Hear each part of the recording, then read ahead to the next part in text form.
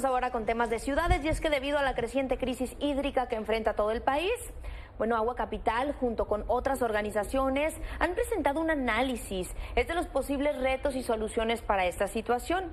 Por eso agradezco la disponibilidad de Eduardo Vázquez, que es director ejecutivo de Agua Capital, esto para hablarnos más sobre este primer esfuerzo para atender el tema del agua, Eduardo, que sin duda es algo que nos tiene preocupados a todos. Bienvenido. Cecilia, buenas tardes. Efectivamente, y primero que nada, gracias por la oportunidad de compartir un espacio tan importante para hablar de este tema tan relevante, no solo para el área metropolitana del Valle de México, sino para todo el país. Sabemos las condiciones tan complejas de crisis que se está viviendo en distintas regiones por diversos efectos. Creo que es importante tomar este tema con la seriedad debida y particularmente con este enfoque hemos llevado a cabo un estudio, como bien señalaba Cecilia, planteando una serie de soluciones y propuestas, 14 líneas de acción orientadas a cómo podemos gestionar de manera el agua en el Valle de México, en la Cuenca de México, para mitigar los efectos de esta gran sequía que estamos viviendo en tiempos recientes. Y de alguna manera están ustedes elaborando este decálogo, Eduardo, en el que hacen una serie de recomendaciones. Coméntanos en qué consiste este decálogo. Sí, cómo no. Este decálogo, por cierto, tiene un enfoque nacional, el cual promovimos con una serie de organizaciones de distintas disciplinas, donde estamos planteando para las candidatas y los candidatos federales 10 temas puntuales en diversas áreas, desde el uso público urbano, el uso industrial, el uso en el campo, de cómo se tendría que estar gestionando el agua de mejor manera para atender justamente los retos que estaba comentando anteriormente.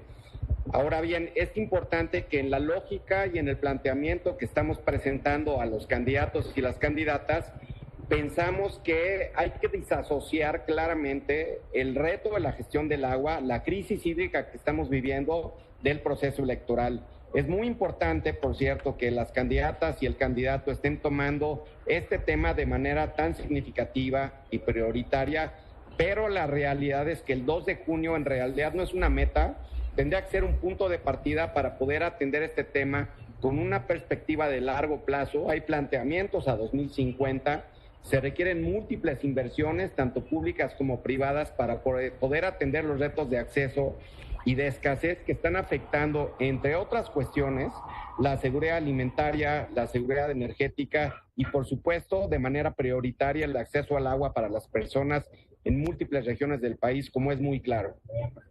Bien, Eduardo, en cuanto a las inversiones, ¿consideras que es de los mayores retos para esto? Totalmente. Este año, por ejemplo, el presupuesto de egresos de la Federación está contemplando inversiones del orden de 63,000 millones de pesos, que apenas equivalen al monto de inversión que se presentaba hace 10 años cuando no estamos viviendo estas circunstancias tan complejas.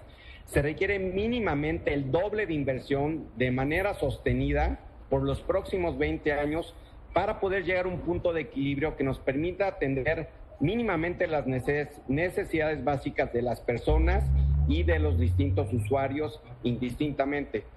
Claramente uno de los grandes problemas que han habido es la falta de inversión. Es claro que el gobierno requiere la coinversión de parte del sector privado, de fuentes internacionales, porque los recursos existentes no son suficientes.